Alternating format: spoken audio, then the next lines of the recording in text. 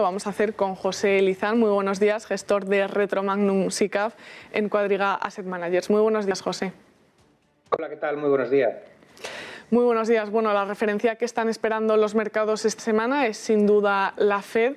No sé cuáles son las claves previas, cuáles son las claves que nos das antes de que llegue esa cita que podemos esperar.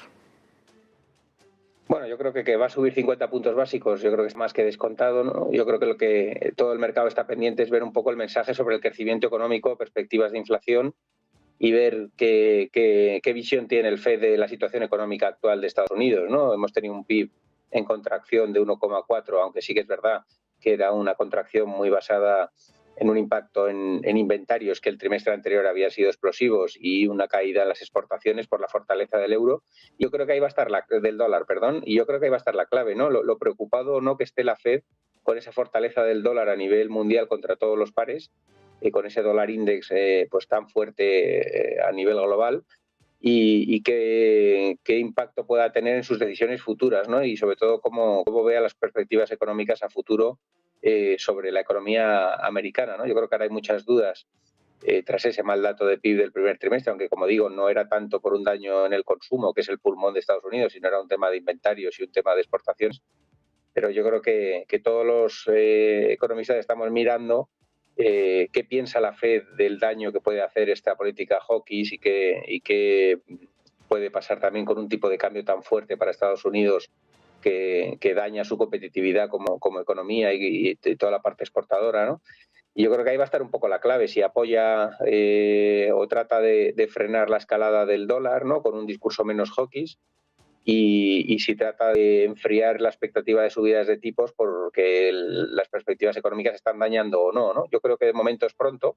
Creo que la Fed no va a tener tampoco mucha prisa, pero bueno, vamos a ver si hay alguna sorpresa por ahí, ¿no? Porque, como digo, evidentemente se están produciendo una serie de datos macroeconómicos de ralentización, ¿no? Lo estamos viendo en el housing, pues lo estamos viendo en muchos niveles de actividad, los ISM parándose poquito a poco, ¿no? O sea, ralentizándose, más que una contracción, pues una ralentización. Y vamos a ver si es una ralentización suficiente para que la Fed que cambie el discurso o no. Yo creo que es pronto y debería seguir con un discurso hawkish porque al final la inflación está desbocada y la situación de efectos de segunda ronda en la inflación están ahí, ¿no? Con esas presiones salariales en Estados Unidos, con robo de trabajadores entre empresas y con una situación, como digo, del consumo que todavía sigue siendo muy fuerte y la economía americana pues prácticamente muy recalentada. Pero vamos a ver si hay algún cambio en el discurso. Como digo, yo pienso que es pronto y que seguirá con un discurso hawkish, pero vamos a ver, porque sí que es verdad que yo creo que el factor diferencial ha sido el tipo de cambio del dólar, ¿no? Y vamos a ver cómo actúa para si trata de frenar esa escalada del dólar contra muchos pares de divisas, ¿no? Dices que nos tenemos que fijar en ese par, en el eurodólar. También no sé cuál es tu visión también para la rentabilidad del T-Note americano en el entorno, bueno, ha llegado a superar el 3% en ese momento en el que también se está esperando esa subida de tipos. No sé también cuál es tu análisis para la rentabilidad del bono a 10 años que se ha duplicado en apenas meses. Pues sí, hombre, yo creo que a diferencia del 10 años alemán, ¿no? Que está todavía en el 0,90 y pico, ha tocado el 1, ¿no? Y está todavía mucho más atrás que la economía americana. Yo creo que es lógico, ¿no? Porque la situación económica de Europa no tiene nada que ver con la situación económica americana. El 10 años americano ha llegado a niveles bastante relevantes, ¿no? Y yo creo que todo el mundo habla de entre el 3 y el 3,25 como un techo muy probable del 10 años que sea muy difícil de superar, ¿no? En función del tono de hoy de la Reserva Federal, si el tono sigue siendo hawkish, pues me imagino que romperá la zona del 3% y se irá hasta ese 3,25 y muy probablemente ahí luego ya haya un techo muy, muy difícil de superar. Y si hay un cambio en el discurso, pues evidentemente veremos una realización, ¿no? Y veremos una caída de yields y una subida de bonos que por otro lado están muy, muy sobrecomprados, ¿no? Los bonos en general han tenido un sell-off masivo a nivel mundial en todos los tramos, ¿no? Y en todas las calidades crediticias, tanto los tesoros como los corporativos, y están muy, muy sobrevendidos todas las carteras de bonos y todas las referencias de bonos. Pero bueno, como digo, hasta el 3,25 podría ir el 10 años si hay un discurso muy hawkish por parte de la Fed hoy. y vamos a ver que si cambia algo en el discurso o no. Yo, como digo, creo que es pronto para que cambie algo, pero sí que es verdad que hay una serie de factores como ese slowdown de la economía americana y como sobre todo la pérdida de competitividad de la economía por la fortaleza del dólar, que creo que pueden alterar algo o hacer pues el típico mensaje dialéctico por parte de una autoridad monetaria para tratar de intervenir o de actuar sobre esas fuerzas, ¿no? Pero bueno, vamos a verlo. Y como digo, la sobrecompra es enorme, o sea, la sobreventa es enorme en todo el mercado de bonos y en algún momento pues veremos, me imagino, un movimiento lateral o una realización de ese movimiento, ¿no? Pero bueno, yo creo que se me antoja pronto para que el FED cambie el discurso. Yo creo que quieren anclar bien las expectativas de inflación y no les importa que me sufran todavía más los mercados, pero sí que lo que les importa mucho es anclar la expectativa de inflación y que se modere, ¿no? Esa espiral inflacionista en la que vivimos. Entonces, por eso se me antoja que es pronto para que el FED cambie el paso, pero bueno, vamos a verlo, ¿no? En cuanto a la reducción del balance, ¿cómo crees que se puede concretar? Bueno, pues yo creo que lo están acelerando, ¿no? Ya en la última reunión o la última comparecencia dijo que iban a empezar a acelerar esa reducción del balance, ¿no? Y esas ventas. Y como digo, a mí es que creo que el FED ahora mismo está en un momento en el que casi todos los miembros del FED están más por anclar la inflación que por preocuparse por el crecimiento o por los mercados financieros, ¿no? No nos olvidemos que los mercados financieros vienen subiendo muchísimos años y no creo que haya una caída del 15% en el Standard & Poor's después de unas plusvalías masivas de los últimos años les preocupe mucho a la Reserva Federal, ¿no? Yo creo que es pronto, ¿no? Probablemente si hay caídas más abultadas, pues sea cuando empiecen a saltar la put del FED, ¿no? Pero yo creo que con un 15-20% de caída en el mercado de renta variable y con una subida de yields que sí, que ha subido muy vertical y muy rápido, pero no nos olvidemos que llevan 40 años los bonos de tendencia alcista, con caídas generalizadas de las yields a largo plazo y con subida de precios de bonos de forma recurrente, ¿no? Entonces, bueno, yo creo que hemos tenido un coletazo de caída de equities, un coletazo de caída de bonos, pero no es nada sangrante ni dañino, ¿no? Entonces yo creo que el FED va a estar más preocupado por anclar las expectativas de inflación y para eso pues tiene que subir tipos de interés y tiene que seguir drenando el balance, ¿no? Y seguir acelerando la reducción del balance. Y yo creo que no le debería temblar el pulso por unas pequeñas convulsiones en los mercados que vistas en perspectiva de largo plazo pues no es para nada sangrante, ¿no? Yo creo que sería sangrante pues unas caídas del 50% desde máximos o desde el 40% desde máximos, pero que haya caído el Standard & Poor's un 15% desde máximos y que los bonos hayan subido hasta el 3%, pues no debería ser tampoco nada dañino después de 40 años subiendo el mercado de bonos, como digo, y con un equity pues que lleva prácticamente desde el 2008 sin parar y prácticamente también 30 o 40 años de subidas continuadas del Standard & Poor's, ¿no? Entonces creo que la put del FED no va a saltar en esta reunión. Como dices, esa prioridad por contener la inflación y no tanto quizás en cómo vayan a reaccionar los mercados, pero sí está sobre la mesa esa ralentización económica. No sé si tú ya podrías afirmar ese contexto de esta inflación o crees que puede ser un riesgo a corto plazo o cómo ves, digamos, la economía en el corto y medio plazo. Bueno, yo creo que para que haya esta inflación tiene que no haber crecimiento y haber inflación, ¿no? Y de momento hay inflación, pero hay crecimiento, ¿no? Hay menos crecimiento, lógicamente, estamos viendo cosas preocupantes, sobre todo el parón chino es preocupante, ¿no? Y yo creo que está habiendo cierta ralentización a nivel global, todo el tema geopolítico de Rusia con el impacto de la economía europea, pues lógicamente es importante, las economías muy industrializadas como Alemania, pues evidentemente están con un parón muy fuerte porque les dan por dos flancos, ¿no? Por un lado por los costes de producción y por otro lado por todo el tema de exposición a China, ¿no?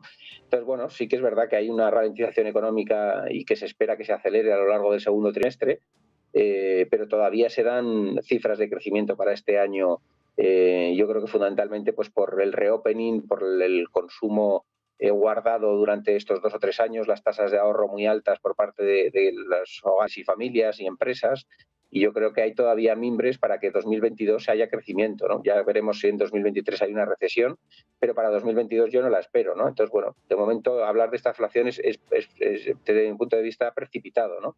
Ya veremos si en 2023 nos metemos de verdad en una recesión económica o, pues por ejemplo, por dar cosas positivas, ¿no?, que hay todavía. Los fondos Next Generation, pues estamos viendo que no han llegado prácticamente a las economías europeas y ahí hay un impulso fiscal importante por parte de las autoridades políticas europeas. En Estados Unidos el plan Biden de infraestructuras pues, está empezando, ¿no?, y todavía tiene mucho apoyo para apoyar la economía a medio y largo plazo, ¿no? Y como digo, las tasas de ahorro son enormes, las tasas de deuda privada son muy bajas en muchos regiones y en muchas zonas, ¿no? Entonces, bueno, pues yo creo que hay factores negativos, lógicamente, pero también hay verdad que puede haber crecimiento económico, y hablar de estagflación desde mi punto de vista es prematuro.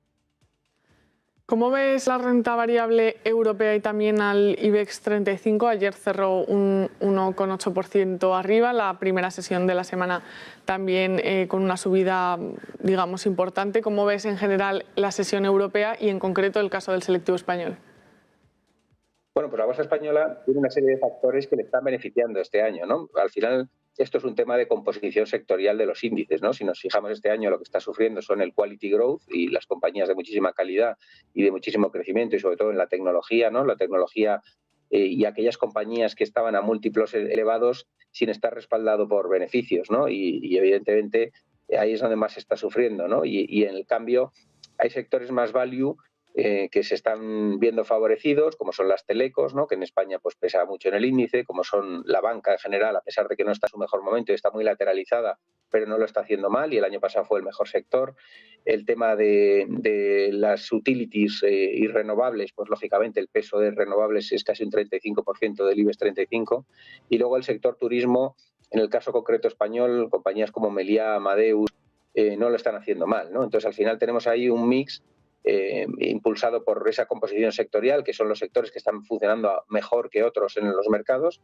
Tenemos un Repsol en máximos de mucho tiempo, ¿no? Tenemos, pues no sé, una serie de datos que impulsan el selectivo y lo está haciendo contra mercado, siendo la plaza europea junto con el PSI portugués que mejor lo está haciendo. Además, a eso le unimos el real brasileño, que por primera vez en los últimos 8 años está apoyando a favor, ¿no? Y hemos tenido un tipo de cambio que ha pasado del 6,5 prácticamente a niveles del 5,5, y eso pues es viento a favor que también está dando algo de apoyo a la bolsa española, ¿no? Y yo creo que mientras estemos en un entorno como el actual, en el que utilities, renovables, banca en general, turismo, no lo hagan mal, yo creo que el IBEX 35 pues va a seguir actuando como un indicador contra mercado. Como decía antes, qué le está pasando a otras plazas europeas, como pues, por ejemplo la bolsa alemana, pues una bolsa mucho más industrializada, con mucho más peso en exportación, con mucha exposición a China, donde está viéndose un parón importante, y yo creo que ahí es donde se está sufriendo más y lógicamente pues donde todavía las perspectivas son más negativas, ¿no? Has mencionado, por ejemplo, Repsol como una de las compañías que está mejor rindiendo, pero también sobre la mesa en Europa se está viendo ya ese sexto paquete de sanciones con un embargo al crudo procedente de Rusia. No sé cómo crees que afectaría el mercado que efectivamente se aprobara ese sexto paquete de sanciones y qué repercusión tendría en el barril. Bueno, pues lógicamente, si estamos en una crisis de oferta de crudo, ¿no?, porque ha habido un déficit de inversión por parte de las grandes petroleras en toda la parte de upstream, porque con un crudo bajo no había ningún incentivo, ¿no?, con todos los gobiernos poniendo trabas a toda la quema de combustibles fósiles y fomentando la descarbonización, pues las petroleras decidieron que iban a invertir en renovables, ¿no?, y a poner huertos solares y a poner postes eólicos, y no dedicarse a nuevos yacimientos y a nueva capacidad de extracción y producción, ¿no?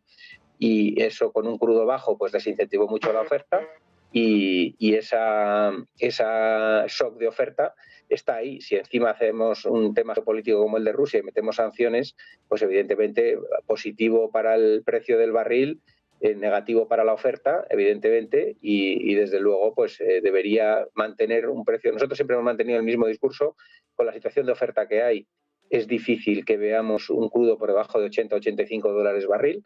Por encima ya hay una gran parte de especulación, de geopolítica, que es muy difícil de predecir, ¿no? Pero yo creo que un crudo por encima de 80-85 dólares barril lo vamos a tener probablemente pues todavía 4 o 6 trimestres. Sí que es verdad que estamos viendo, si uno mira, por ejemplo, los números de Tubacex, pues está llegando una compra masiva por parte de las petroleras de equipos para la exploración y producción, y el propio precio alto fomenta que el CAPEX vuelva y que el fracking se explote y que las grandes petroleras, esos yacimientos que tenían parados, pues los reabran, y lógicamente por un crudo alto hay muchos yacimientos que son eficientes y otros que antes por un crudo bajo no lo eran, ¿no? Entonces el propio precio atrae a la oferta y se reequilibrará, pero se tarda entre 18 y 24 meses en poner una planta a producir, ¿no? Entonces yo creo que eso, pues llevamos ya prácticamente 4 o 5 trimestres con un crudo alto, y lo lógico es que tengamos todavía 4, 5 o 6 trimestres hasta que empiece a vislumbrarse que la oferta vuelve y que el shock de oferta pasa, ¿no? Y bueno, mientras sigamos alimentándolo con temas geopolíticos, pues lógicamente el precio del crudo debería estar alto. A largo plazo, la solución a esto es la descarbonización, pero se tarda entre 10, 15, 20 años en que eso se produzca, ¿no? A largo plazo el crudo, desde mi punto de vista, tendrá una tendencia bajista, pero a corto plazo, pues evidentemente tanto la OPEC está deseando maximizar sus precios de venta y aprovechar pues esta situación geopolítica para vender todas sus reservas posibles antes de que se produzca esa descarbonización y ese uso de otro tipo de energías, y yo creo que lo que tendremos es un periodo de precios altos de crudo para luego tener una gran deflación en el crudo a largo plazo, ¿no? Pero yo creo que eso convergerá con la realidad de las renovables y de la transición energética, que, como digo, tardará entre 1 y 2 décadas, ¿no?, en producirse, ¿no? Así que yo creo que todavía vamos a tener unos años pues de crudo alto, lógicamente porque estamos en una situación de que no se ha resuelto esa transición energética. José Lizán, gestor de Retromagnum SICAV en Quadriga Asset Managers, muchas gracias por este análisis, por el repaso al mercado y también por darnos esas claves en las que miraremos a lo largo de la jornada. Muchas gracias, que tengas buen día y buen negocio. Igualmente a todos, un saludo. Como les decíamos, hoy